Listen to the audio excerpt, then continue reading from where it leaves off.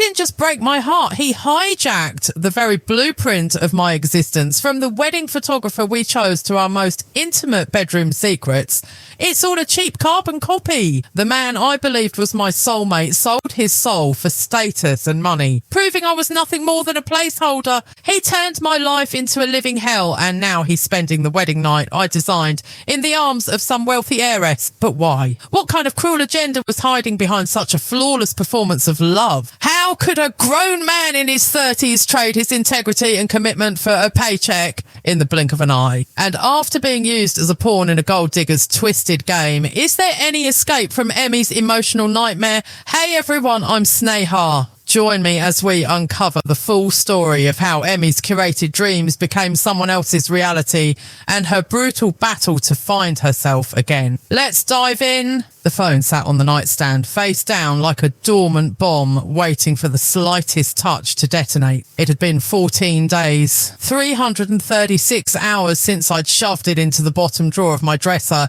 buried under a pile of mismatched socks and old receipts, swearing I was done. I had told myself that this was it. The digital detox, the great disconnection. I was going to heal. I was going to reclaim my brain from the dopamine addiction of checking, scrolling and spiraling. But tonight the silence in my apartment wasn't peaceful. It was screaming. It was 3:17 a.m. in New York City. The kind of hour where the city that never sleeps just takes a shallow, raspy breath. Outside my window, a siren wailed in the distance, fading away towards Lenox Hill, but inside the air was thick, stale and heavy with the ghost of a life I thought I was building. I lay in bed, staring at the cracks in the ceiling paint and tracing them with my eyes like a road map of my own fractured sanity. My chest felt hollow, that physical ache of missing someone who is still alive but dead to you. My therapist calls it phantom limb syndrome for the heart. You reach out to touch them, to text them a meme, to call them because you saw a funny dog on the street. And then you remember the limb is gone, the person is gone, but the curiosity, God, the curiosity is a parasite. It eats you from the inside out. I sat up, the sheets pooling around my waist. My hands were trembling just a little. A subtle vibration that started in my fingertips and worked its way up to my jaw. I wasn't going to call him. I wasn't crazy. I just wanted to see just one peek, just to confirm that he was miserable without me. That's what we all want, right? To know that the universe has balanced the scale, that while I'm here, unable to eat, unable to sleep, rotting in my own misery, he is at least staring at a wall somewhere, regretting the moment he walked away. I opened the drawer. The metal casing of the iPhone felt cold, alien against my palm. It was dead, battery drained. I plugged it in. The charging icon flashed on the screen, a red sliver of life. I should have stopped there. I should have yanked the cord out and thrown the device out the window, down 5 stories onto the concrete. But I didn't. I watched the Apple logo appear, a white glowing apple in the darkness, the gateway to hell. As the phone booted up, the vibrations started, a cascade of missed notifications, buzz, buzz, buzz, emails, news alerts, a few concerned texts from friends I'd ghosted. Emmy, are you okay? Em, please call me. Don't look at Instagram, Emmy, just don't. That last one caught my eye. It was from Sarah, my cousin, sent 4 hours ago. Don't look at Instagram. That's the thing about human nature. You tell someone not to look at the car crash and they will stare until their eyes bleed. My heart hammered against my ribs, a frantic rhythm that echoed in my ears. Why? What was on Instagram? David. It had to be David. My thumb hovered over the app icon. My breathing became shallow, rapid. Just do it, a voice in my head hissed. Rip the band-aid off. I tapped the icon. The feed refreshed. And there it was, not on David's profile. I had blocked him, hadn't I? Or maybe I hadn't. I couldn't remember in the fog of the breakup, but it didn't matter because the algorithm knows. The algorithm is a cruel, sentient beast that knows exactly what will destroy you, and it serves it up on a silver platter. It was a suggested post, or maybe a repost from a mutual friend. I couldn't focus on the source. I could only focus on the image. The world stopped. Literally, the hum of the refrigerator, the distant traffic, the beating of my own heart. It all just ceased. It was a photo. high resolution, professional. The lighting was that soft golden hour glow that makes everything look like a Renaissance painting. The kind of photography that costs $10,000 for a weekend package. The location tag read, the Plaza Hotel, NYC. And there he was, David, standing on the grand staircase, looking dapper in a midnight blue tuxedo with black velvet lapel. He was laughing, that wide, crinkling eye laugh that used to make me feel like I was the only person in the room. He looked radiant, healthy, victorious. But my eyes didn't stay on him. They drifted to the figure standing next to him, a woman. She was stunning in that sharp, polished, old money way. Blonde hair pulled back in a sleek chignon, diamonds glinting at her ears. Not flashy, but heavy, expensive. She was looking at him with a mixture of adoration and possession. But that wasn't what made me drop the phone onto the mattress. It was the dress. I gasped, a strangled sound that barely escaped my throat. I grabbed the phone again, pinching the screen to zoom in. The pixels expanded, but the details remained sharp. It was a mermaid cut gown, lace bodice, off the shoulder sleeves made of sheer illusion tulle. A long, dramatic train cascading down the stairs behind her. I knew every stitch of that dress. I knew the way the lace pattern shifted from floral to geometric at the waist. I knew the specific designer, Gallia Le Havre. I knew the price tag. I knew it because 4 months ago I was sitting in a bridal boutique in Soho with David on FaceTime wearing that exact dress. I remembered the moment perfectly. I had walked out of the dressing room, tears in my eyes. I twirled for the camera. David had whispered, "That's it, Emmy. That's the one. You look like a queen. We're getting that one." We didn't buy it that day. We were waiting for his bonus. We were planning. And now here it was, on her. The room started to spin. A wave of nausea rolled over me. This had to be a coincidence. A sick, twisted coincidence. Popular dress, right? Lots of people buy designer dresses. I swiped left. It was a carousel post. 10 photos. Photo number 2. A close-up of their hand. The ring. I brought the phone closer to my face, my eyes burning, and a solitaire diamond oval cut set on a thin gold band with a hidden halo of smaller diamonds underneath. The hidden halo, David had said to me one night while we were browsing jewellery sites in bed. It's our secret. No one sees it but you. It was the same ring, down to the millimetre. Photo number 3, the decor. White hydrangeas mixed with pale pink peonies arranged in tall crystal vases lining the aisle. I felt like I was going to throw up. Peonies, my favourite flower. The flower, David said, was too expensive initially until I convinced him it was essential for the romantic garden vibe I wanted. He had agreed eventually. He said he wanted to make my dream come true. But this wasn't my dream anymore. It was a hallucination. I swiped faster, my fingers frantic, sliding across the glass as if I were trying to wipe the images away. Photo number 4, a candid shot of them holding up champagne flutes. The caption. I hadn't read the caption yet. I forced my eyes down to the text. Forever begins today. So blessed to find my soulmate, my partner, my everything. Thank you for making me the happiest man alive. Hash just married, hash. The one hash, dream wedding, hash. Love win, just married. The timestamp said 2 hours ago. They got married today. While I was lying in this bed, staring at the ceiling, wondering if he missed me, he was saying, I do. But wait, the math didn't work. We broke up 4 months ago. 4 months. You don't plan a wedding at the Plaza in 4 months. You don't get a custom Gallia Le Havre gown in 4 months. Those take 6 months to order. You don't book that specific high-end photographer. I recognise the watermark in the corner, Luminous Studios, without a year-long waiting list. Unless it was already booked. A cold chill, colder than the New York winter wind, settled into my bones. My brain started connecting dots that I didn't want to connect. When we were planning, David was so specific. He took notes. He asked for links. He wanted the mood boards. I thought he was being an involved, loving fiancé. I thought he was trying to understand my vision. I sent him everything. The colour palettes, the vendor lists, the specific songs for the playlist. Send me the link for those shoes, babe. I want to see the heel height. What was the name of that videographer you liked? The one who does the cinematic edits? I gave him the blueprint. I handed him the entire script of my happiness. And he didn't cancel it when he dumped me. He just Recast the lead actress. I looked at the woman again. She was older than me, maybe early 30s. She had that confident set to her jaw that screamed corporate shark. I clicked on her tag. Vanessa_SQ. Bio. Partner at Sterling Cooper LLP, Ivy League, lover of fine wine and travel. She was the upgrade. The one his parents wanted. The one with the right pedigree, the right bank account, the right connections. I was the placeholder. The practice round, the girl who did all the emotional labour, who did all the research, who designed the perfect life only to be fired before the grand opening. I scrolled down to the comments. You two are perfect. So happy for you, David. She's gorgeous. Finally settled down. Congrats, bro. Hundreds of comments. Not a single person asked, wait, weren't you engaged to Emmy like 5 minutes ago? It was as if I never existed, as if those 4 months of intense soul-bearing intimacy were a fever dream I had all by myself. I swiped to the last photo in the carousel. It was a video clip. I clicked play. The sound of a violin filled my small, dark room. Can't help falling in love. The Elvis version, but played on a string quartet. I froze. My breath hitched, caught in a painful lump in my throat.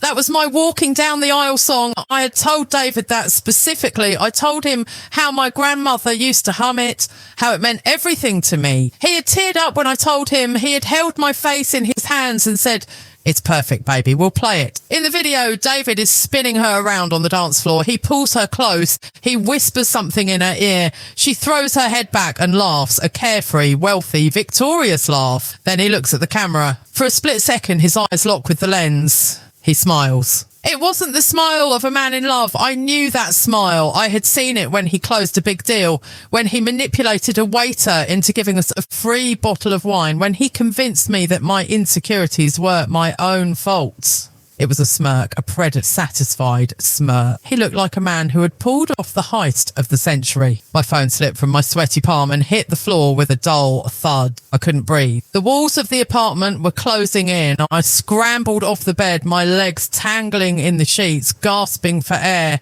I stumbled toward the bathroom, gripping the sink, staring at myself in the mirror, and my face was pale, eyes wide and bloodshot, hair a mess.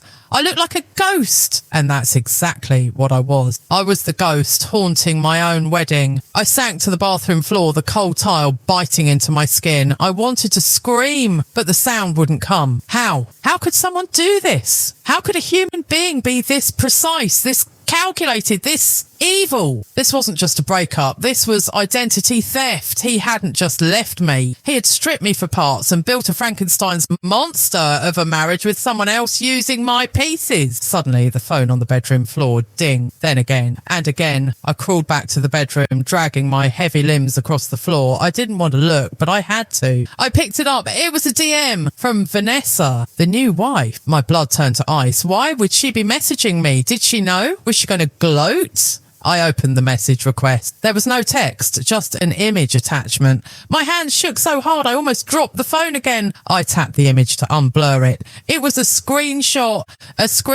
of a text conversation. The date was from 4 months ago, the week before David broke up with me. The contact name at the top was David3.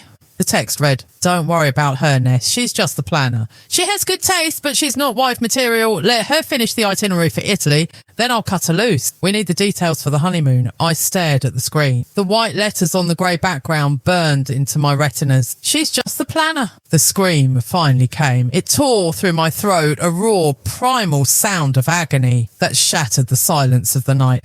It wasn't just heartbreak. It was a realisation that hit me with the force of a freight train. I wasn't a victim of bad luck. I wasn't a victim of mismatched families. I was a mark, a target. The entire relationship, every "I love you," every late night talk, every dream we wove together, it was all a reconnaissance mission. He didn't leave me for her. He was with her the whole time, and I had planned their entire life for them. I gripped the phone until my knuckles turned white. The tears stopped. The panic attack subsided, replaced by something colder, something sharper. I looked at the picture of David one last time, and that smirk. He thought he had won. He thought I was just a sad, broken ex-girlfriend who would fade into the background, crying over old photos. But he forgot one thing. When you steal someone's blueprint, you also steal their flaws. You steal their crack. And I knew exactly where the structural weaknesses were in that relationship because I designed them. I wiped my face with the back of my hand. The night was still dark. The city was still asleep, but I was wide awake. Memory is a liar. It retouches the ugly parts, softens the sharp edges, and puts a filter over the red flags until they just look like confetti. Lying on the bathroom floor, the cold tiles pressing against my cheek, I closed my eyes and let the time machine of my mind drag me back. I needed to understand, how did I miss it? How does a person become a puppet without ever seeing the string? It started 4 months ago, the beginning of the David era, and the memory that surfaced first wasn't a romantic one. It was a dinner at Le Cuckoo. I remember the lighting, dim, amber, expensive, the kind of place where the menu doesn't have prices and the waiters speak to you in hushed, reverent tone. I was wearing a dress I'd bought from Zara. I thought I looked good. I felt pretty. David was sitting across from me, sipping a Negroni. He looked at me, his eyes scanning my outfit with the precision of a jeweller inspecting a gem for flaws. "You look beautiful, Em," he said, his voice like warm velvet. I smiled, blushing. "Thank you. But," he added, a small, playful smirk touching his lips, "that fabric, it wrinkles too easily. You see the crease at your waist?" My smile faltered. I looked down. There was a tiny wrinkle, "It's cheap material," he said, not unkindly, but factually, like he was teaching a child that the stove is hot. "You're a stunning woman, Emmy. You shouldn't wrap yourself in polyester. It disrespects your silhouette." He reached across the table and took my hand. His grip was firm, possessive. "Tomorrow I'm taking you to Madison Avenue. We're going to get you a wardrobe that matches the woman I see you becoming." At the time, my heart fluttered. I thought, wow, he sees my potential. He wants to spoil me. I didn't realise that was the first incision. He was stripping away my identity layer by cheap layer so he could dress me up in his own design. The next few weeks were a blur of what I now know as love bombing, but back then it just felt like I had been struck by lightning. David didn't just date me, he consumed me. He was obsessed with optimising me. That was his favourite word, optimise. We would sit on his restoration hardware leather couch, a bottle of expensive Cabernet between us, and he would interview me. It didn't feel like an interrogation then. It felt like deep, soulful intimacy. "Tell me about your dream wedding," he asked one night. He was stroking my hair, his phone in his other hand. "I don't know," I mumbled, sleepy and content. "Something small, maybe outdoors." He stopped stroking my hair. The sudden absence of his touch made me open my eyes. "Small?" he scoffed lightly. "Emmy, don't think small. Think us. If money was no object, if you could stun the world, what would you do? I want the vision." He unlocked his phone and opened a note-taking app. "Go, details, colours, vibe." I sat up, energised by his interest. "Okay, well, I've always loved the idea of Lake Como, Villa del Balbianello, you know, where they filmed Star Wars and Casino Royale." He typed rapidly. "Good. Classy. What else?" "I want florals that feel wild, overgrown, not stiff, like cascading wisteria and white roses everywhere, and candles, thousands of them. I want the lighting to feel like magic." "Brand of candles?" he asked. "Diptyque, Bay Scents, obviously." He chuckled, typing it down. "Obviously? What about the photographer?" I hesitated. "There's this team, Lumina Studios. They're insanely expensive, but they capture light like nobody else." David paused. He looked at me with that intense, laser-focused stare that made my knees weak. "I'll get them," he promised. "I'll get them for you." I melted. I threw my arms around his neck, burying my face in his designer cologne. "You're crazy," I whispered. "I'm crazy about us," he corrected. "I want the best, and you have such impeccable taste, Em. You know what looks expensive, you know what looks timeless. That's why I need you to plan this. I'm just the wallet. You're the architect." The architect. God, the irony tasted like bile in my throat now. I wasn't the architect. I was the unpaid intern, drafting the blueprints for a building I would never be allowed to enter. But it wasn't just the wedding. It was everything. He isolated me systematically. My friends were too loud or lacked ambition. My family was sweet but provincial. "They don't get you, Emmy," he'd say after I got off the phone with my mum. "They're happy with mediocrity. But you're meant for more. You're meant for my world. It's lonely at the top, babe. That's why we have to stick together." I believed him. I started declining invites to brunch with the girls. I stopped visiting home on weekends. I poured all my energy, all my time into us, into him. I became his project. He rewrote my resume. You're underselling yourself, he'd say, deleting my descriptions and replacing them with corporate buzzwords. He critiqued my laugh. It's a bit shrill when you've had a few drinks. Keep it lower, huskier. It's sexier. He even guided my intimacy. No, not like that, he'd whisper in the dark, moving my body like an action figure. Do it like this. This is what drives men crazy. I thought he was teaching me passion. I thought we were exploring each other. Now I realise he was training me. He was running A/B testing on what he liked, refining the techniques so he could teach them to someone else later. Or maybe he was just making sure I fit the mould of the perfect wife he had in his head. A mould that Vanessa, the corporate lawyer, apparently fit naturally. But the most dangerous part, the part that keeps me up at night, it was how he used my insecurities against me. I remember a night about 2 months in.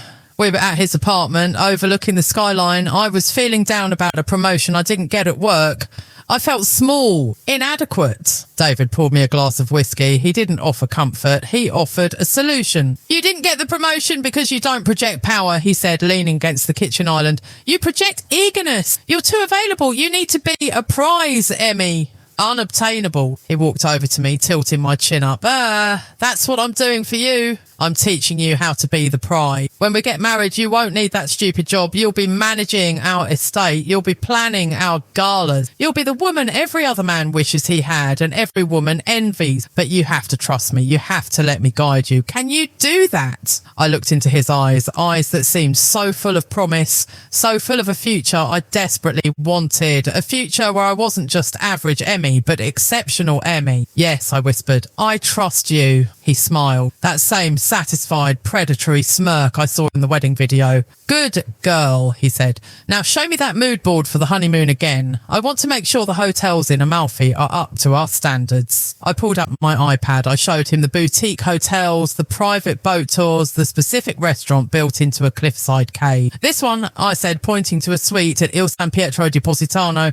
It has a private terrace with a jacuzzi overlooking the ocean. It's heaven. David studied the photo. He zoomed in a pride. He didn't blink. Bookmark, he said. It's perfect. It's perfect. The memory faded, dissolving back into the darkness of my bedroom. I sat up, wiping the cold sweat from my forehead. He had extracted everything. He had mined my brain for the perfect aesthetic, the perfect romance, and the perfect display of wealth and taste. He knew I had the creative vision he lacked. He was new money. He had the cash. But no style. I was the stylist. I was the one who taught him the difference between flashy and elegant. I was the one who curated the playlist that would make people cry. I was the one who found the ring that would make people gasp. And once he had the full dossier, once he had the blueprint of the perfect life saved in his notes app, he fired the architect. But why the rush? Why dump me and marry Vanessa within 4 months? That was the piece of the puzzle that didn't fit. You don't just meet someone and marry them that fast unless you're running out of time or unless the deal was already done. I grabbed my phone again. The screen was still lit with the DM from Vanessa. She's just the planner.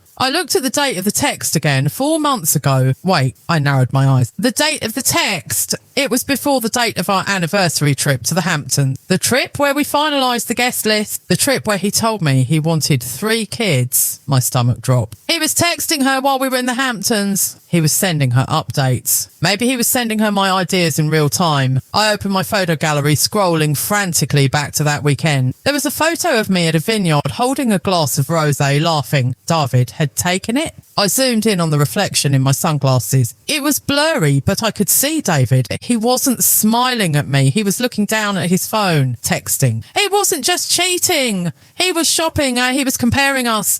Emmy, the taste, the style, the passion. Vanessa, the money, the status, the career. He took the software from me and installed it in the hardware of her life. A surge of rage, hot and blinding, replaced the sadness. He thought I was weak. He thought I was just a stepping stone. But he forgot that I knew the itinerary. I knew where they were going. Positano. The suite at Il San Pietro. The private boat tour. I knew exactly where they would be next week. A crazy, dangerous thought sparked in the back of my mind. David had groomed me to be a high society woman. He taught me how to dress, how to act, how to manipulate perception.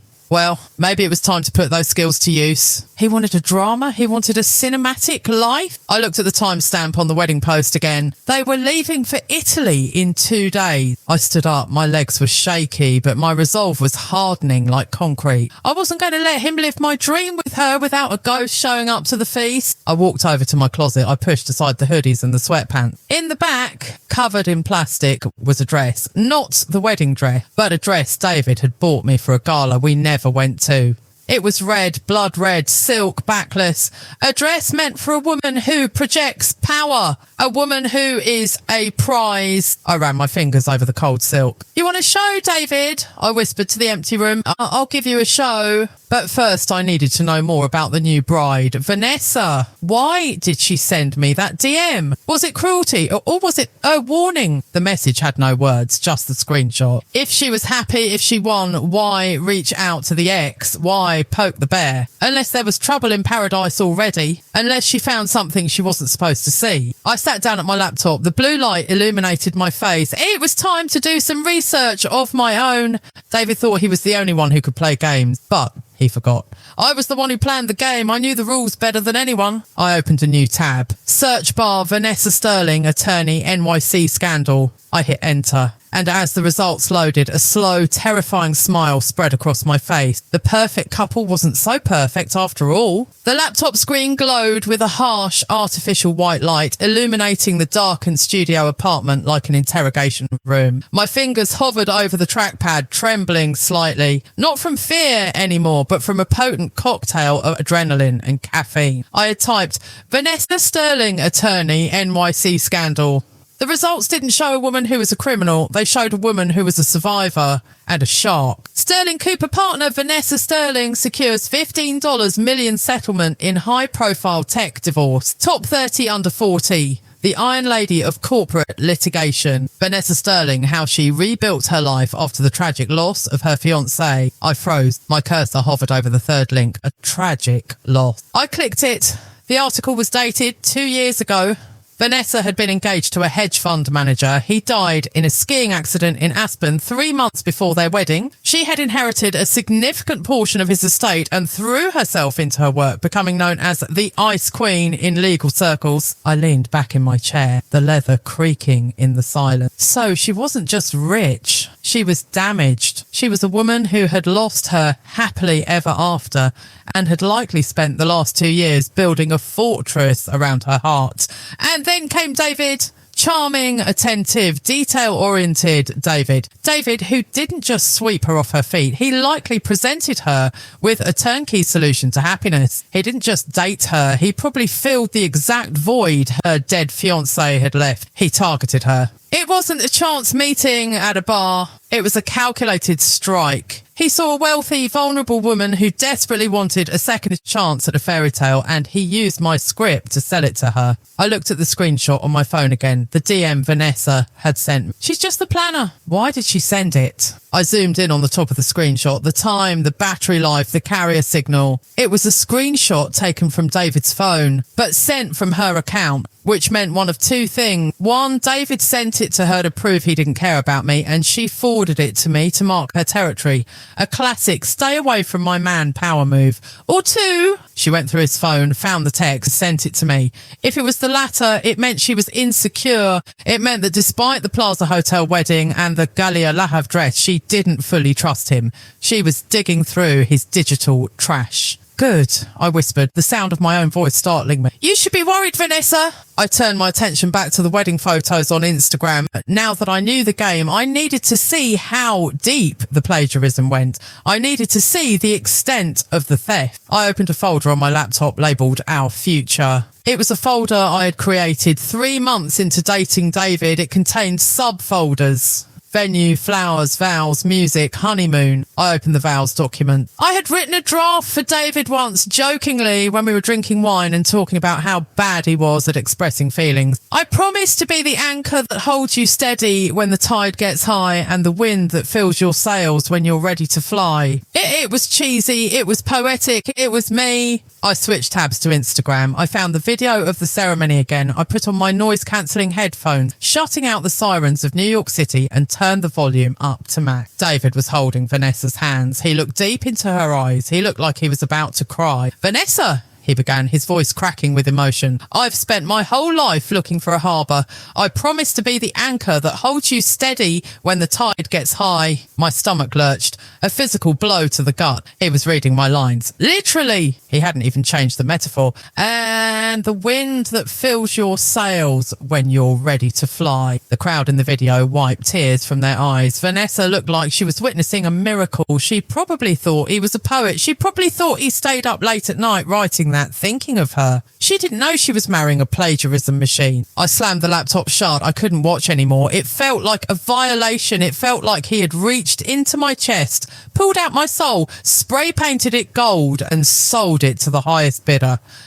This wasn't just heartbreak. This was identity theft. He was living my life. He was using my words. He was loving her with my heart. I stood up and paced the small room. My shadow danced against the wall, frantic and jagged. The anger was boiling over now, transforming into a cold, hard resolve. He thought he could just erase me. He thought he could use me as a stepping stone and then kick me into the water. He forgot that I knew the itinerary. I stopped pacing the itinerary. I grabbed my iPad. I opened the honeymoon folder. David and I had planned every single day of the Italian trip. We were obsessively detailed. Day 1, arrive in Naples, private car to Positano.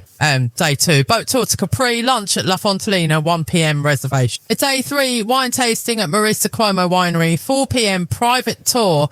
Day 4, dinner at Zas, the table on the terrace by the railing. David was lazy. He was a creature of habit and efficiency. If he used the wedding dress, the photographer and the vows, he would use the itinerary. He wouldn't bother changing the reservations. Why would he? I had already done the research. I had found the best spots. To him, it was just a schedule. I looked at the calendar on the wall. Today was Sunday. They got married Saturday night. They would be flying out tonight or tomorrow morning. They would be in Positano by Tuesday. I felt a strange buzzing in my fingertips. It was the feeling of a decision being made before my brain even processed. I opened a new browser tab. Skyscanner. JFK to NAP. Naples. Departing tomorrow.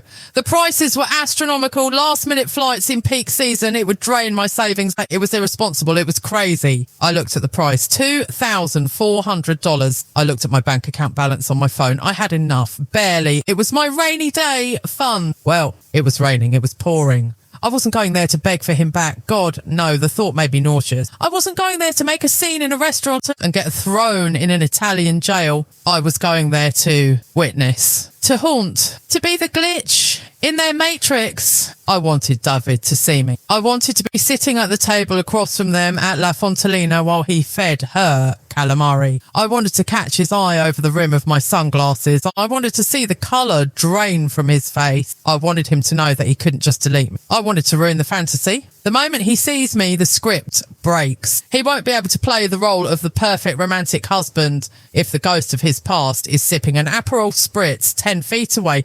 He'll panic, he'll slip up, and Vanessa, the shark, she'll notice. I clicked select flight. Delta Airlines flight DL was 202, departing 7:30 p.m. I entered my passport details. My hands were steady now. I reached for my credit card. The plastic felt heavy like a weapon. Confirm purchase. The screen loaded. The little circle spun round and round. Processing. Processing. Your booking is confirmed. See you in Italy, Emmy. I stared at the screen. A manic laugh bubbled up in my throat. See you in Italy, I whispered. I stood up and walked to my closet. I pulled out the red suitcase, the one David had bought me for our future travels. I unzipped it. The sound was loud in the quiet apartment. I started packing, not the sad, mousy clothes I'd been wearing for weeks. I packed the silk dresses, the high heels, the red lipstick, the lingerie I never got to wear. I packed the gala dress, the blood red backless silk number. If I was going to be a ghost, I wasn't going to be a pale, weeping spirit in white. I was going to be a nightmare in red. I walked over to the mirror. I hadn't washed my face in 2 days. My eyes were puffy. I turned on the faucet and splashed cold water on my face. I scrubbed away the pity. I scrubbed away the victim. When I looked up, the woman in the mirror looked different. Her eyes were dark, hollow, but sharp. She looked like someone who had nothing left to lose, and people with nothing to lose are the most dangerous people on earth. My phone pinged again. It was a notification from Instagram. David_and_Vanessa_wedding just posted to their story. I shouldn't look. I really shouldn't. But I did. It was a video from the airport lounge, first class. They were clinking champagne glasses. David looked at the camera and winked. Ciao, New York, next stop, paradise. I smiled at the screen and a cold, lifeless smile. Wrong, David, I said softly, grabbing my passport from the desk drawer. Next stop, Judgment Day. I zipped up the suitcase and I grabbed my coat. I didn't look back at the apartment. It was filled with memories of a girl who didn't exist anymore. That girl died the moment she saw the wedding photos. The woman walking out the door was someone else entirely. She was the architect and she was going to inspect the building site. As I locked the door and headed for the elevator, a thought crossed my mind. What if he sees me and doesn't care? What if he's so narcissistic that my presence means nothing? No, I knew David. He was a control freak. His entire life was a carefully curated performance, and nothing ruins a performance faster than an audience member who knows the line. I stepped out into the cool New York night. The wind hit my face, drying the last of the tears. I hailed a cab. JFK, I told the driver. International Terminal. He glanced at me in the rearview mirror. Going on vacation? I looked out the window at the blurring city light. Something like that, I said. I'm going to crash a party. The cab merged into traffic, speeding toward the highway. I closed my eyes and pictured the cliffs of Positano, the blue water, the lemon trees, and David's face when he realises that the blueprint he stole came with a curse. Turbulence. That was the first sensation I felt when I woke up. And not the turbulence of the plane shaking over the Atlantic, but the turbulence in my own blood. I was somewhere over the ocean, suspended in a metal tube at 30,000 feet, hurtling toward the scene of the crime. The cabin was dark, most passengers asleep under thin, scratchy blankets. The drone of the engine was a constant numbing hum. I stared at the flight map on the screen in front of me. The little digital plane was inching toward Italy. Italy. The word used to taste like tiramisu and limoncello. Now it tasted like ash. I closed my eyes, but sleep was a dangerous neighbourhood I didn't want to walk through alone. Every time I drifted off, I was back there, back to the day the world ended, the day David decided I was obsolete. It was a Tuesday, just a regular, boring Tuesday. That's the thing about trauma. It doesn't announce itself with ominous music. It catches you while you're folding laundry or drinking lukewarm coffee. I was at his apartment. We were supposed to go look at wedding bands that weekend. I had brought over takeout, Thai food, his favourite. I was happy, stupidly, blindly happy. David walked in. He didn't kiss me hello. He didn't even take off his coat. He just stood by the kitchen island checking his watch. We need to talk, Emmy. The 4 words that stopped time. I put down the pad thai. Okay, is everything all right? Is it work? He looked at me. And for the first time, I saw it. The detachment. His eyes were flat like a shark's eyes before it bites. There was no warmth, no conflict, just calculation. I think we've reached the end of our road, he said, just like that. Like he was cancelling a subscription to a magazine he didn't read anymore. I laughed, a nervous, confused sound. What, David? What are you talking about? We're looking at rings on Saturday. We have the deposit down on the florist. I'll cover the lost deposits, he said, pulling out his checkbook. His checkbook. He was trying to write a check for my broken heart. I'll reimburse you for everything you've spent. I don't want your money. I stepped closer, my hands shaking. I want to know why. Did I do something? Is there someone else? He sighed, the sound of a man inconvenienced by a child's tantrum. There's no one else, Emmy. It's just fit. We don't fit. We fit perfectly. You tell me that every day. I tell you that you're great, he corrected, his voice dropping an octave, becoming clinical. And you are. You're sweet. You're caring. You're comfortable. Comfortable. The word landed like a slap. But my family and my future require something different, he continued, finally meeting my eyes. My parents had a long talk with me last weekend about the merger, about the firm's image. Emmy, let's be real. You're from a nice family, a safe family, but you're not a power player. You don't speak the language of the people I need to impress. I stood there frozen. My conservative family, my middle-class background, my job as a graphic designer, it wasn't enough. It was never enough. So what? I whispered, tears spilling over. You need a trophy. You need a business partner. I need a wife who is an asset, he said coldly. Someone who brings something to the table other than domesticity. He looked around the room at the throw pillows I had bought and the candles I had lit. You're a wonderful girlfriend, Emmy, but I need a matriarch, and frankly, you're just not built for the weight of my life. He checked his watch again. I called you an Uber. It's downstairs. I'll have your things sent to your place tomorrow. He evicted me from his life in 10 minutes. Surgical, efficient, brutal. I remember stumbling out of the building, gasping for air, feeling like my chest had been ripped open. I thought he was confused. I thought he was stressed. I thought he would call me in a week, begging for forgiveness. I didn't know that while I was crying in that Uber, he was already swiping. Or maybe he already had Vanessa's number saved under a fake name. She's just the planner. The flight attendant's voice broke the memory. Ladies and gentlemen, we are beginning our descent into Naples. Please return your tray tables to their upright and locked position.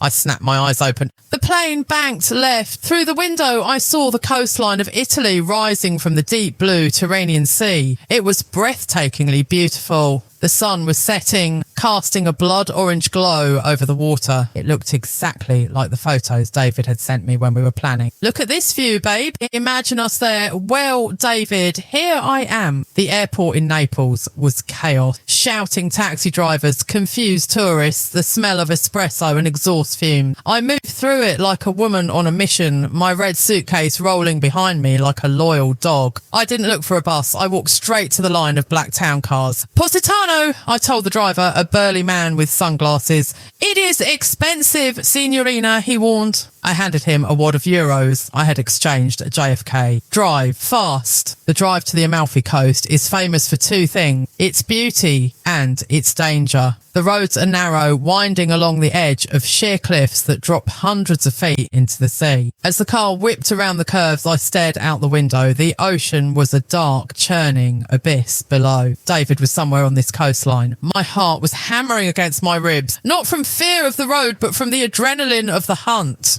I checked my phone and no new posts.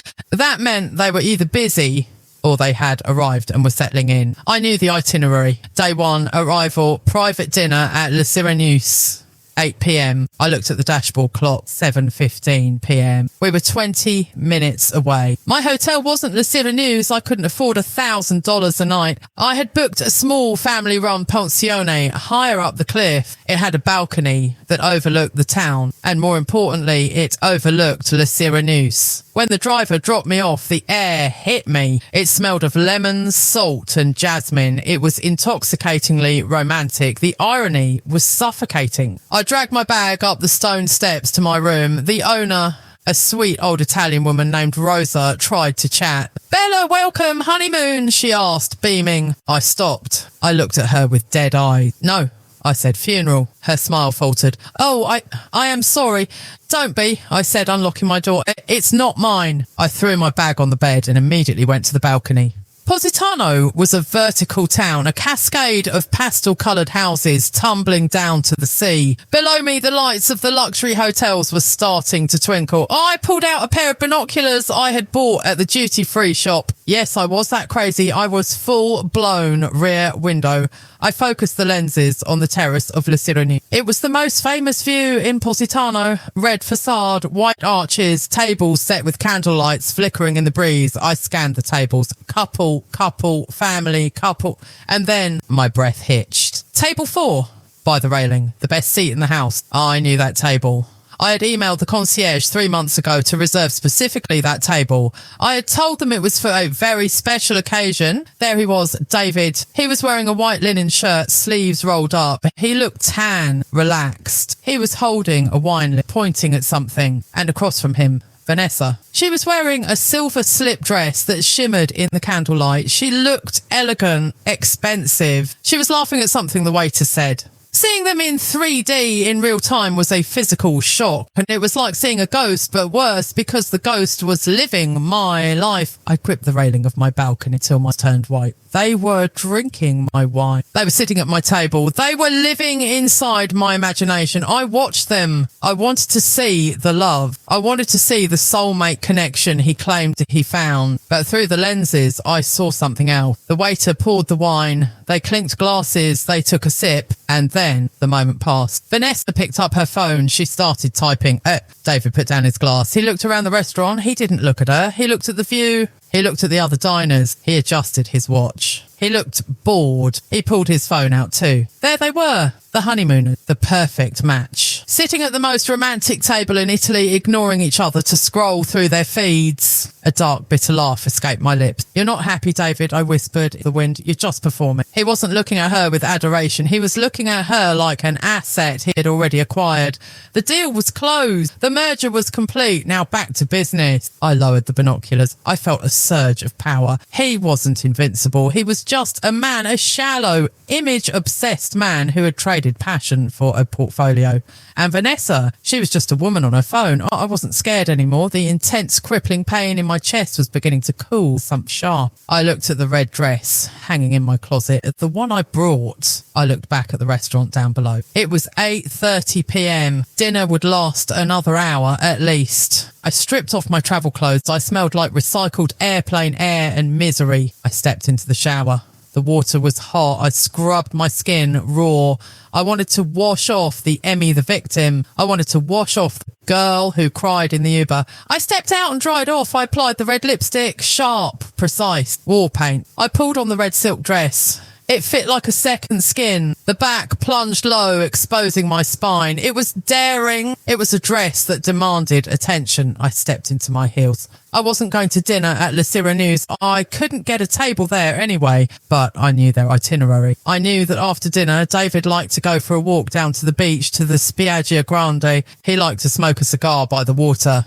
It was his thing. I had put it in the schedule, 10 p.m. night walk on the beach. I checked the time, 9:15 p.m. I had time to position myself. I grabbed my clutch. I didn't take my phone. I didn't want to be distracted. I walked out of the room, down the stone steps of the pensione. The night air was cool against my bare back. I felt eyes on me as I walked through the narrow street. Italian men turned their heads. "Bella," someone whispered. I didn't look at them. I was a missile locked onto a target. I reached the bottom of the town, near the beach. The sand was dark. The boats were pulled up for the night. The moon was a sliver of white in the sky. There was a small bar near the water's edge, shade black. And it was crowded, lively. I sat at a high-top table outside in the shadows, but with a clear view of the path coming down from Le Cyrenus. I ordered an Aperol Spritz. I waited. 10 minutes, 20 minutes. My heart was beating a frantic rhythm against my ribs, but my face was stone. And then I saw them. They were walking down the ramp. David was walking slightly ahead, his hands in his pockets. Vanessa was a step behind, struggling slightly with her heels on the cobblestones. He didn't offer her his arm. Interesting. They reached the sand. David stopped. He pulled out a cigar case. Just like the script. Vanessa stood there, crossing her arms. She looked cold. She said something to him. He shrugged, not looking at her, lighting the cigar. He turned away from her, facing the ocean, facing me. He was about 50 feet away. The flame of the lighter illuminated his face for a second. He looked tired. This was it. The moment of impact. I took a sip of my drink. I stood up. I smoothed the red silk over my hip. I walked out of the shadows of the bar directly into the path of the moonlight. I walked slowly, deliberately. The sound of my heels clicking on the pavement was rhythmic, like a ticking clock. Vanessa saw me first. She squinted. She didn't recognise me. Why would she? She had only seen photos of sad, mousy Emmy. She had never seen this woman. But she nudged David. "David, look at that dress." I heard her voice drift over the wind. "Who wears that to a beach?" David turned. He had the cigar in his mouth. He looked annoyed at being interrupted. His eyes swept over me. First the dress, the red silk, the legs, then up to my face. He froze, literally froze. The cigar slipped from his fingers and fell into the sand. His mouth opened, but no sound came out. He looked like he was having a stroke. The colour drained from his face so fast he looked like a corpse under the moonlight. I didn't stop. I kept walking. I walked right past them, close enough that my perfume, Santal 33, the scent he used to say drove him crazy, hit him in the face. I didn't look at Vanessa. I locked eyes with David and I smiled. Not a friendly smile, a smile that said, "I know what you did and I'm here to burn it down." "Hello, David," I said. My voice was calm, smoky, steady. "Lovely night for a honeymoon, isn't it?" I didn't wait for an answer. I kept walking past them toward the water, leaving a trail of shock and silence in my wake. Behind me, I heard Vanessa's voice, sharp and confused. David, who is that? David, you look like you've seen a ghost. I stopped at the water's edge and turned around slowly. David was still staring at me, his eyes wide with terror. He looked from me to Vanessa, then back to me. Panic. Pure, unadulterated panic. I raised my hand in a small, mocking wave. The game had officially begun. The walk back to my pensione felt like a fever dream. My heart was a frantic bird battering against the cage of my ribs, but my steps were steady, rhythmic, clicking against the cobblestones like a countdown. I didn't turn back. I didn't need to. I could feel David's gaze burning a hole between my shoulder blades. I could imagine the frantic, hushed conversation happening on the beach behind me. Who was that? Vanessa would ask, her voice sharp, suspicious. And David, he would lie, he was a master at it. Just some crazy woman, probably a local or maybe a drunk tourist, I don't know her. But he knew, and I knew, and that shared secret was a wire pulled tight between us, vibrating with tension. When I got back to my room, I didn't sleep. I couldn't. I sat on the balcony in the dark, watching the lights of Le News flicker out one by one. I felt like a sniper waiting on a rooftop. The adrenaline from the beach encounter had morphed into a cold, obsessive focus. He was rattled. Good. But rattling him wasn't enough. I needed to dismantle him. I opened my laptop. The blue light washed over my face. I pulled up the honeymoon folder again. Day 2, private boat charter to Capri, lunch at La Fontellina. 1 p.m. I knew the boat company, Lucibello Positano. I had chosen them because they had these beautiful vintage wooden Gozzo boats. Mahogany wood, white cushions, very old Hollywood. I had even picked the specific boat, the Heranto. I checked the time, 2 a.m. I needed a boat. I couldn't afford a private charter like theirs, but I didn't need luxury. I needed speed, and I needed to be invisible. I spent the next hour scouring local forums and rental sites. I found a small, generic rental kiosk down at the marina that opened at 8 a.m. A self-drive rubber dinghy with a decent outboard motor. It was unglamorous, loud and wet. It was perfect. The morning sun over the Amalfi Coast is deceptive. It looks innocent, bathing the pastel cliffs in a soft golden haze. But the heat rises quickly, baking the rocks, turning the air shimmering and thick. I was down at the marina by 7:45 a.m. wearing oversized sunglasses, a wide-brimmed hat and a silk scarf tied around my head like a 1950s movie star trying to stay incognito. I rented the dinghy. The guy looked at me skeptically, a solo woman taking a boat out. I grew up on the water, I lied in broken Italian. He shrugged and handed me the keys. I motored out into the open water, keeping my distance from the main pier where the luxury charters docked. I bobbed in the waves, the engine idling, watching. At 9:30 a.m, they appeared, David and Vanessa. They looked like a magazine ad come to life. David in tailored swim trunks and a linen shirt unbuttoned to his chest. Vanessa in a white crocheted cover-up and a giant straw hat. They walked down the dock. David was holding her hand, but his head was on a swivel. He was looking around, scanning the crowd. He was looking for the lady in red. I crouched lower in my boat, pulling my hat down. They boarded the Heranto. The mahogany wood glistened in the sun. The skipper handed them flutes of Prosecco before they even untied the rope. That was my request. I had put it in the notes. Please have chilled Prosecco ready upon boarding. It's her favourite. Watching him hand that glass to Vanessa felt like watching someone wear my skin. It was a violation so deep it made my stomach cramp. The wooden boat roared to life and cut a white wake through the deep blue water, heading west towards Capri. I waited a minute, then gunned my little engine. I followed them. Following a boat across the Tyrrhenian Sea is easier than you'd think. You just stay in the wake a few hundred yards back. To them, I was just a speck, a random tourist enjoying the day. But through my binoculars, they were in high definition. I saw David rub sunscreen on Vanessa's back. I saw him point out the Lee Galley Islands. I knew exactly what he was saying because I had written the script. Legend says those are the islands where the sirens tried to lure Ulysses, but I've already found my siren. I had read that fact in a guidebook and told him about it over dinner one night. He had laughed then, called it nerdy. Now I saw Vanessa throw her head back and laugh, touching his arm. He was using my nerdy fact to seduce her. He was recycling my intellect to hide his own emptiness. We reached Capri around noon. The famous Faraglione rocks rose out of the sea like jagged teeth. The Taranto slowed down. They were going to pass through the arch of the middle rock. It's a tradition. You kiss when you pass through the arch for good luck. I watched. The boat glided under the stone arch. David pulled Vanessa close. He dipped her a theatrical movie star kiss. The skipper snapped a photo. It was picture perfect. It was hollow. I felt a tear slide down my cheek behind my sunglasses, not of sadness, but of rage. That kiss. We had practiced that in his living room, jokingly. When we get to Capri, you have to dip me, David. Make it look like a poster.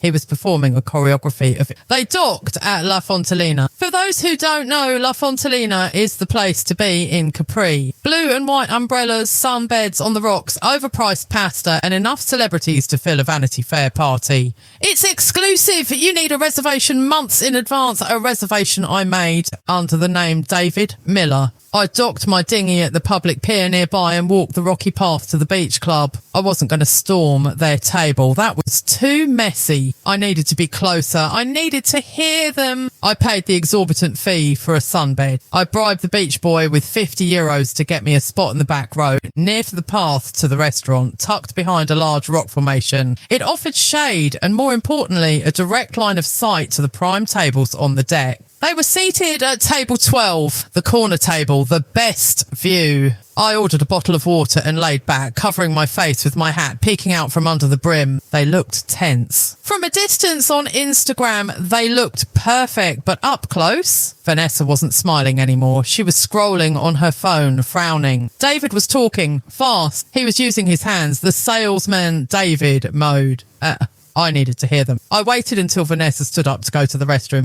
This was my chance. I counted to 5, then got up and followed her. The restrooms at these beach clubs are fancy. Marble sinks, attendants with perfumes, fresh towels. Vanessa was at the sink, washing her hands. She looked tired. The facade of the glowing bride had cracked. She was staring at herself in the mirror, her expression clouded with doubt. I walked in. I took the sink next to her. I was wearing a sarong and oversized sunglasses, my hair tied up in a messy bun. I looked different enough from the lady in red vamp of last night. Hopefully.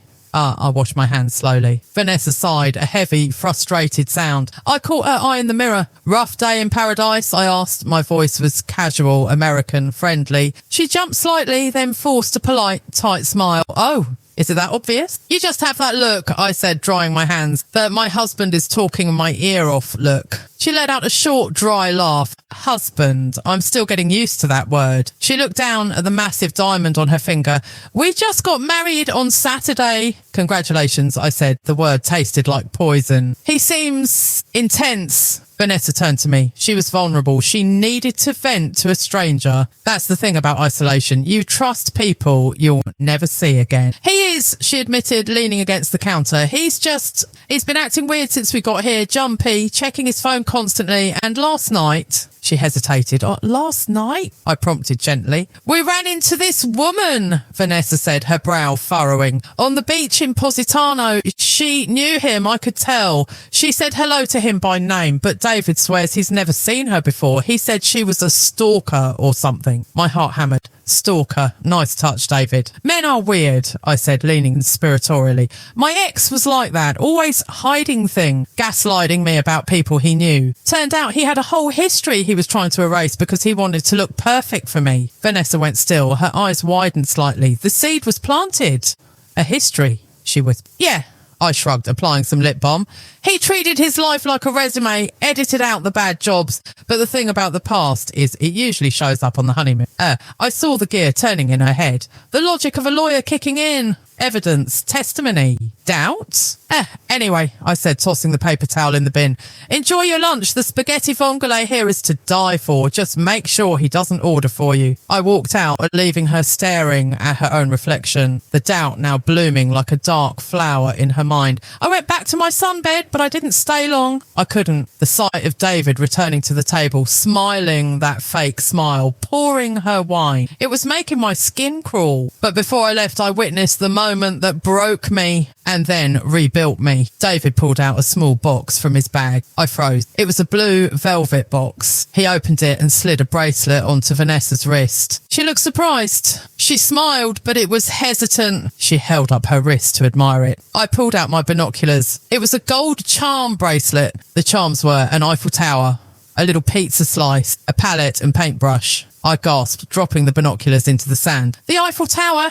for Paris, where we wanted to live. The pizza for our first date. The palette, because I'm an artist, a designer. Why? Why would he give her a palette? Vanessa was a lawyer. She didn't paint. She didn't draw. And then it hit me. He hadn't bought that bracelet for her. He had bought it for me months ago before the breakup, maybe for my birthday or our anniversary. He had kept it in a drawer.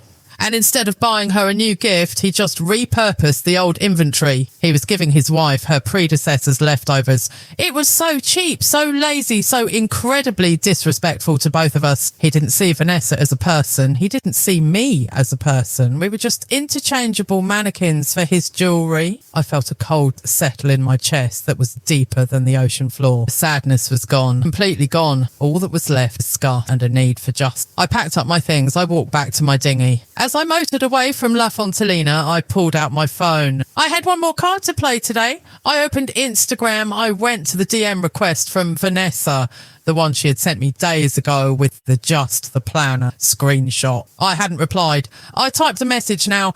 Ask him about the bracelet, Vanessa. Ask him why there's a paintbrush charm for a lawyer, and ask him why he's still using my Netflix password. I hit send. I returned the boat and walked back up the hill to my pensione. My phone buzzed 10 minutes later. I expected a reply from Vanessa. It wasn't Vanessa. It was a text from an unknown Italian number. I know it's you. Stop this. Now. You're ruining everything, David. He was scared. He had bought a burner sim or used a waiter's phone. He was desperate. I replied, I'm not ruining anything, David. I'm just watching the movie. You're the one who wrote the script. He replied instantly.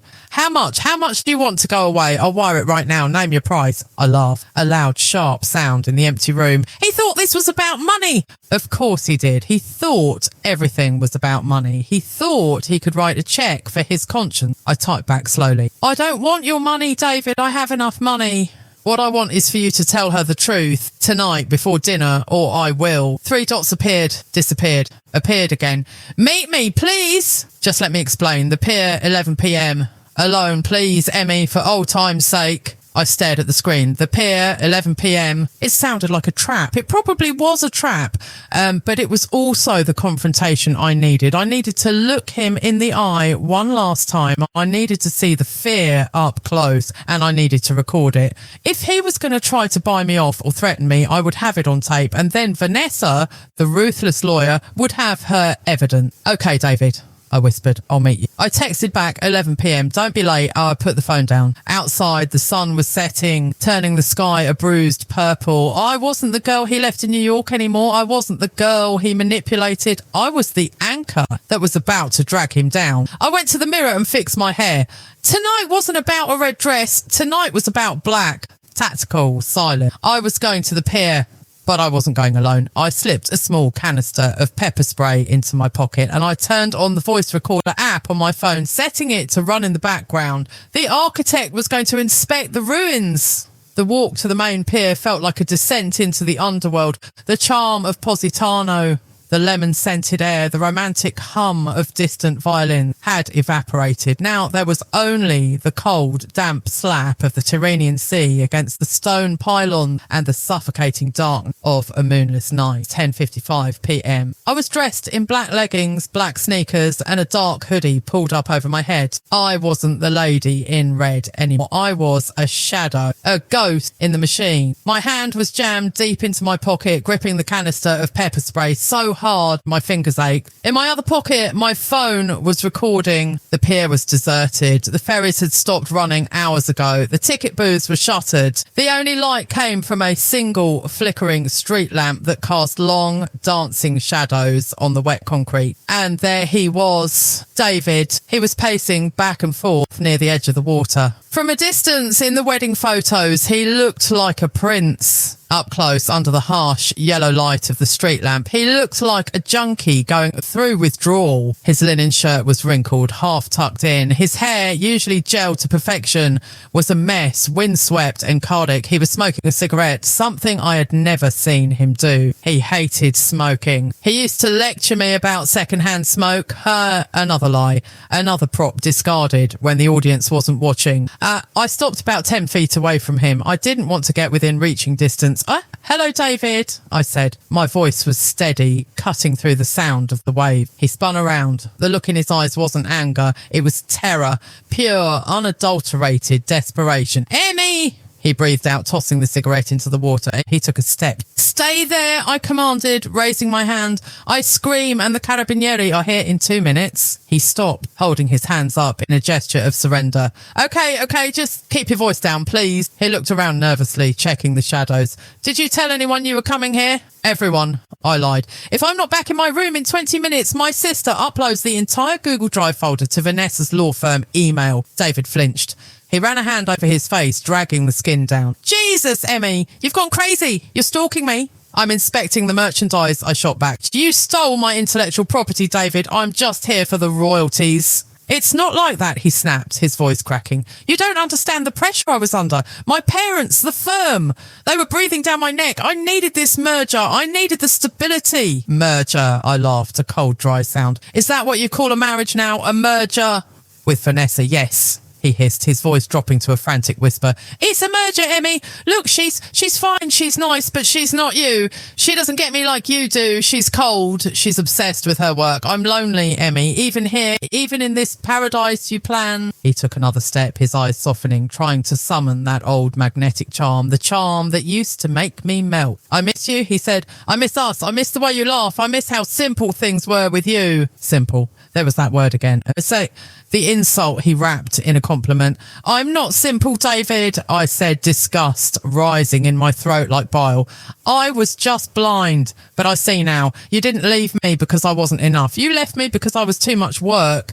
You wanted a turnkey life. You wanted the cash, the status, and the house in the Hamptons without building any of it yourself. I needed the money, he blurted out. The confession hung in the air, raw and ugly. Silence stretched between us. What? I whispered. He slumped against a wooden bollard, looking defeated. I'm broke, Emmy, okay? Are you happy? I'm leveraged to the hilt. My investments, they tanked. Crypto, real estate futures. It all went to zero.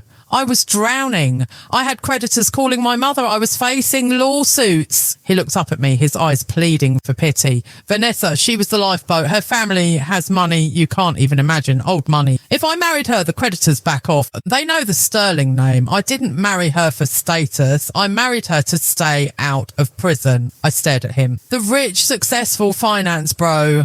The man who critiqued my Zara dresses. He was a fraud, a broke, desperate con man. So you sold yourself, I said slowly. You're a male escort with a ring. I did what I had to do to survive, he shouted, then lowered his voice again. And I used your plans. Your wedding, because I didn't have the time or the energy to think of anything else. I knew your taste was perfect. I knew it would impress her, and it did. It worked. She's happy. I'm safe. He looked at me with a twisted sort of hope.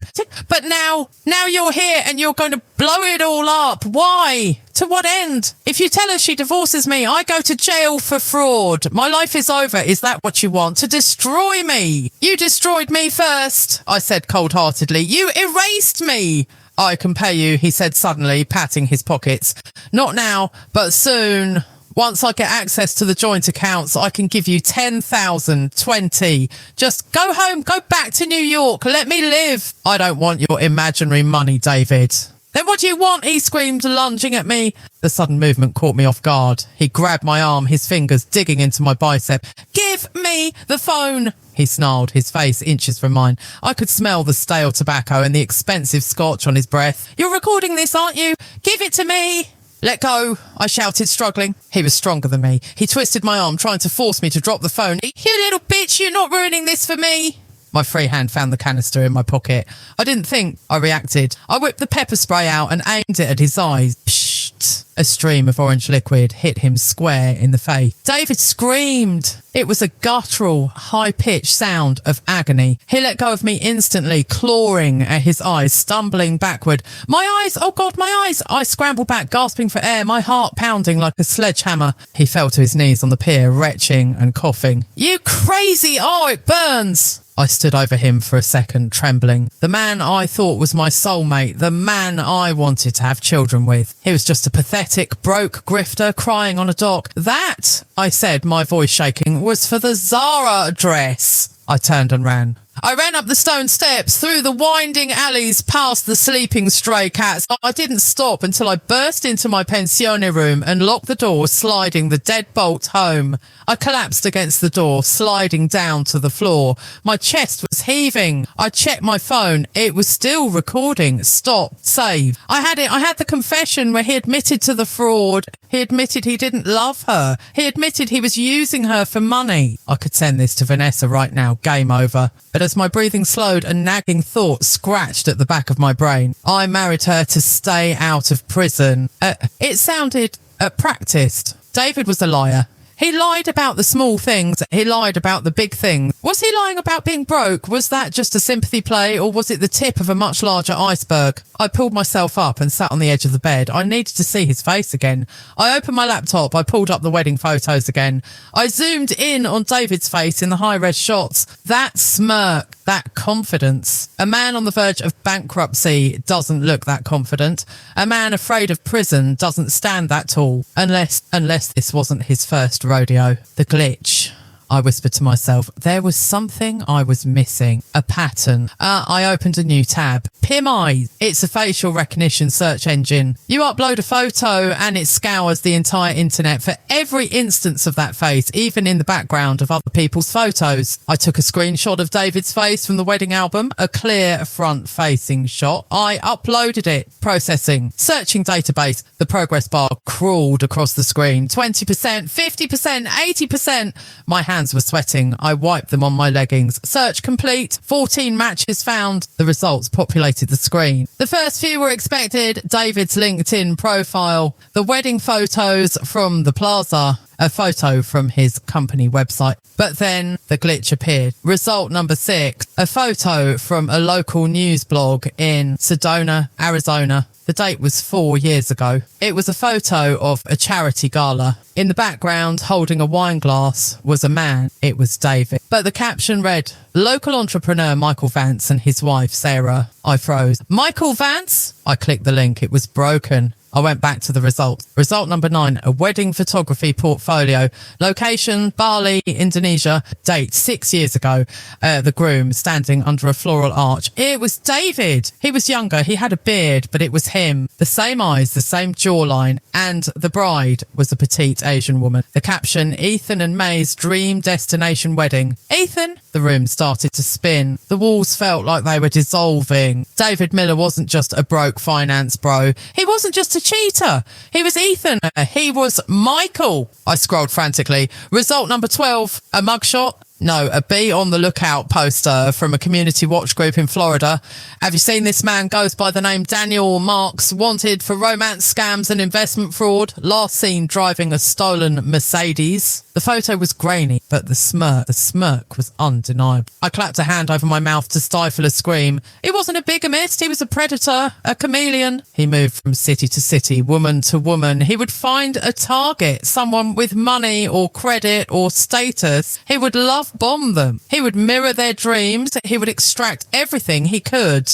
And then he would vanish. With me, he practiced. He realised I didn't have enough money to be worth the long con. I was the test run for his new persona. But Vanessa was the whale. She had the millions. She had the inheritance. And he wasn't just going to break her heart. He was going to empty her accounts, leverage her assets, and disappear into the wind before she even realised he was gone. He wasn't safe with her. He was harvesting her. The wedding... The perfect wedding I designed, it wasn't a celebration of love. It was the stage for a grand larceny. A chill went down my spine that had nothing to do with the air conditioning. I looked at the time, 11:45 p.m. They were in the honeymoon phase, the trust phase. She probably added his name to her accounts yesterday, or maybe she was going to do it when they got back. He was stalling for time. That's why he was so desperate at the pier. He needed to keep the con going just a little longer. My phone buzzed. It wasn't David. It was a notification from Instagram. Vanessa had posted a story. I clicked it with trembling fingers. It was a video taken from their hotel room balcony. The view was pitch black, just the sound of the ocean. Vanessa's voice was behind the camera. It sounded slurred, thick, like she had taken sleeping pills or been drugged. So beautiful, she mumbled. David, make me a special drink. I'm so sleepy, so happy. The camera panned around the room. For a split second, it caught David. He was sitting at the desk in the corner. He wasn't looking at the view. He was on a laptop. He had a stack of documents next to him. Passports, bank transfer tokens. He looked up at the camera. His face was red and swollen from the pepper spray. His eyes were bloodshot. But the look he gave the camera, it wasn't love. It wasn't even annoyance. It was the look of a butcher sharpening his knife. The video ended. I stood up. The chair fell backward with a crash. This wasn't a drama anymore. This wasn't a story about a scorned ex-girlfriend. This was an active crime scene. And Vanessa, the woman I had hated, the woman I envied, she was in the room with a monster and she was falling asleep. I didn't think about the police. The Italian police would take hours to explain this too. He's my ex. He's a con man. Look at these photos from Arizona. They would think I was a hysterical Tory. I didn't have hours. I grabbed my room key. I grabbed the pepper spray. It was half empty, but it would have to do. I grabbed my red stiletto hilt, a 4-inch spike of steel, improvised weapon. I knew their room number, Suite 204. I saw it on the luggage tag when they were getting on the boat. I wasn't the architect anymore. I wasn't the ghost. I was the only thing standing between Vanessa Sterling and total annihilation. I opened the door and ran into the night. The climax wasn't coming tomorrow. It was happening right now. My lungs were burning. It felt like I had swallowed a handful of broken glass. Every breath was a jagged gasp as I sprinted up the steep, winding stone steps of Positano. My legs, still trembling from the adrenaline dump at the pier, were now fueled by something primal. I wasn't running toward a hotel. I was running toward a crime scene. The La Syracuse Hotel loomed above me, a red fortress carved into the cliffside. It was quiet, elegant, the epitome of luxury masking the rot inside. I bypassed the main entrance. The doorman in his pristine uniform would never let a frantic, sweating woman in black leggings and a hoodie sprint past him to the guest suite. I knew the layout. I had studied the floor plans when we were booking the room. I knew that the fire escape stairs on the east side led directly to the second floor terrace level. I vaulted the low iron gate, ripping my leggings on a spike. I didn't feel it. I scrambled up the metal stairs, my footsteps echoing too loudly in the silence of the night. Suite 204. It was the corner unit, the one with the wraparound balcony. I reached the second floor landing. I flattened myself against the wall, peering around the corner. The terrace was empty, bathed in the soft glow of the landscape lighting. I crept toward the railing of Suite 204. The glass doors were closed, but the curtains weren't fully drawn. A sliver of blue light spilled out onto the terracotta tiles. I climbed over the divider. My sneakers slipping for a heart-stopping second, I dangled 50 feet above the rocky hillside before hauling myself onto their balcony. I crept to the glass. I looked inside. The scene was a tableau of nightmares. Vanessa was lying on the bed, still wearing that silver slip dress. One arm hung off the side, limp. Her chest was rising and falling, but the rhythm was too slow, too heavy.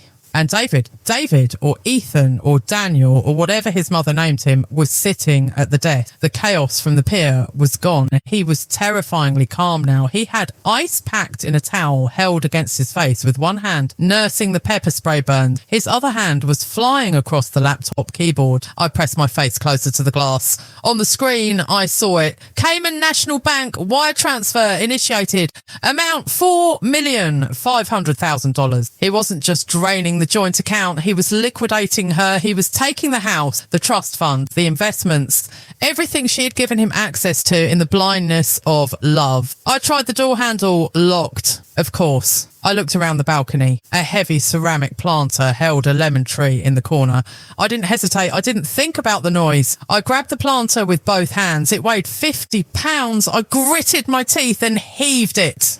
Crash. The sound of shattering glass exploded through the night like a gunshot. The double-pane door splintered and caved in. David spun around in the chair, the towel falling from his face. His eyes were red, swollen and reptilian. He didn't look scared this time. He looked like a cornered animal. He looked at the broken door, then he looked at me. "You!" he growled. It wasn't a word, it was a curse. I stepped through the broken glass, crunching shards under my sneakers. I held the red stiletto in my right hand like a dagger, the steel heel pointing outwards. "Step away from the laptop, David," I said, my voice shaking but loud. "It's over!" He stood up slowly. He was big, much bigger than me in this small room. You just don't know when to quit, do you, Emmy? He said, his voice low and dangerous. I offered you an out. I offered you money. I don't want your money. I spat. I want you to rot.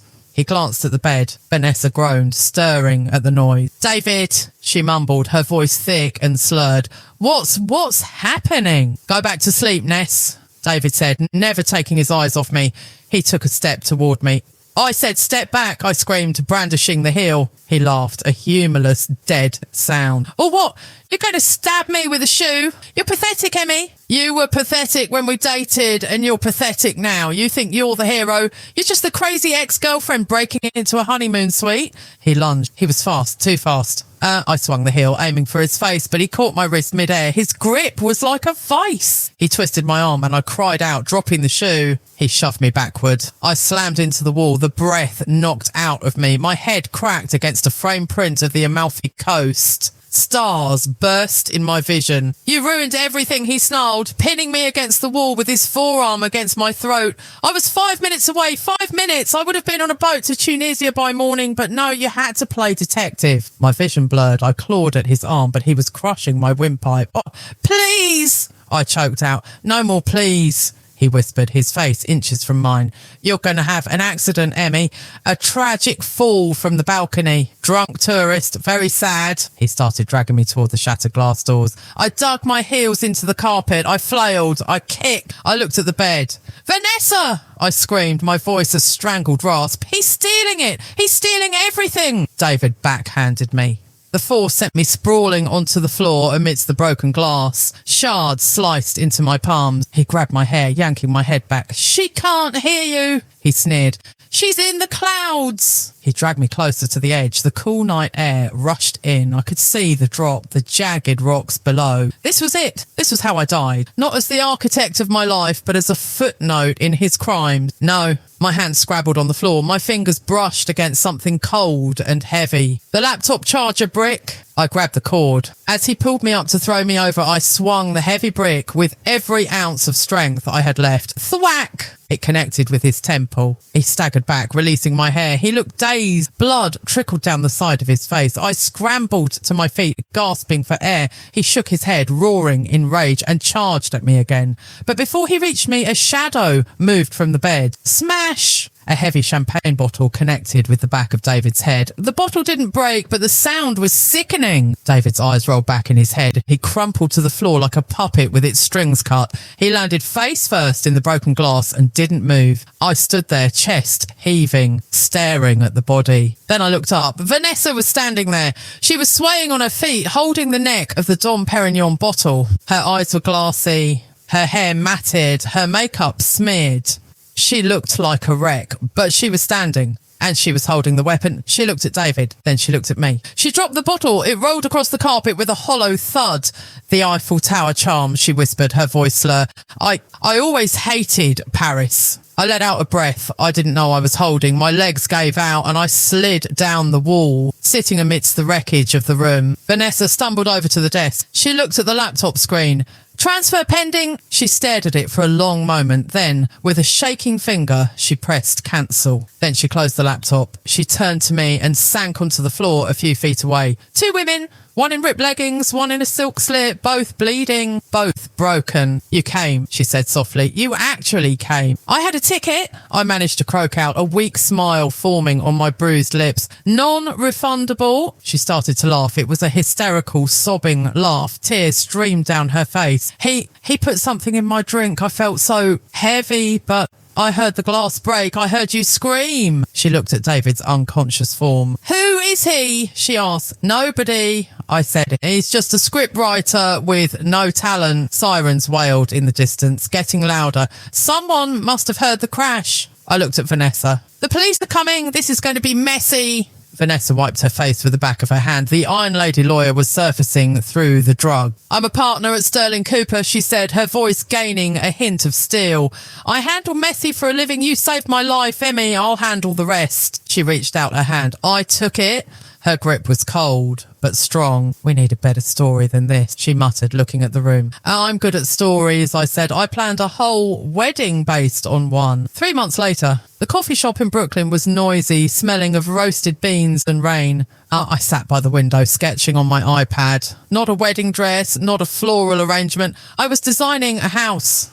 A modern, jagged structure perched on a cliff. Something strong. Something that could weather a storm. My phone buzzed. A notification from the New York Times. Headline, The Con Man of the Coast. How David Miller was finally caught. I clicked the article. There was a photo of him, not the glamorous wedding photo. A mugshot. He looked old, tired. The smirk was gone. The article detailed everything. The aliases, the victims in Arizona, Bali, Florida, the estimated $12 million he had stolen over a decade, and the 2 women who stopped him. It didn't mention my name explicitly. It referred to me as the ex-fiancée and Vanessa as the wife. It said that thanks to the quick thinking and bravery of the victims and the substantial digital evidence provided, my recording, her financial logs, he was looking at 20 years in federal prison. I smiled. A real smile. I closed the article and opened my messages. A text from Vanessa. Hey, just got the final annulment papers signed. I'm officially single and richer since I sued him for emotional damages. And one of his drinks tonight, my treat. I think we deserve that bottle of Dom we never got to finish. I typed back, only if we smash the bottle afterwards, she replied with a heart emoji. I looked out the window. The rain was washing the city streets clean. For months, I thought my life was over because I lost the perfect future I had designed. I thought I was worthless because I was just a stepping stone, but I wasn't the stepping stone. I was the tripwire. David, Ethan, whatever his name was, he made one fatal mistake. He thought he stole my blueprint. He thought he took my dreams, my taste, my soul, and gave them to someone else. But a blueprint is useless without the architect. He stole the plans, but he didn't understand the foundation. He built his castle on sand. I built mine on survival. I packed up my iPad. I put on my coat. I caught my reflection in the window. The girl who stared back wasn't the sad, mousy girl who cried in the bathroom. She was sharper, harder, but she was free. I walked out into the rain, not running from anything anymore. I had a date with a friend. We had a victory to celebrate. And as for the wedding dress, the Gallia Le Havre, Vanessa told me she burned it. She sent me a video of it flaming in her fireplace. It was the most beautiful thing I had ever seen.